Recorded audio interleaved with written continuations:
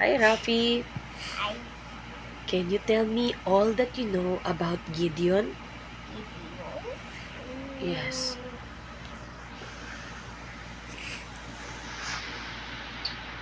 Okay. Once upon a time there was a boy. His name was Gideon. And he is a farmer. And he got 3 wolves.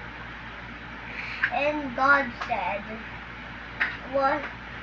And he got, one is one is dry and one is wet. And he took it and it was wet. And he do it again and it was wet. And God said, and he got how many armies again?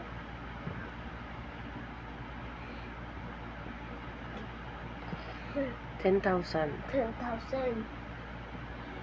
And he said, whoever drinks in this well will go to my army. And you cannot use your hands. You can just drink like a dog. And there are only 300 people left. And done. That's all. Thank you. Love you.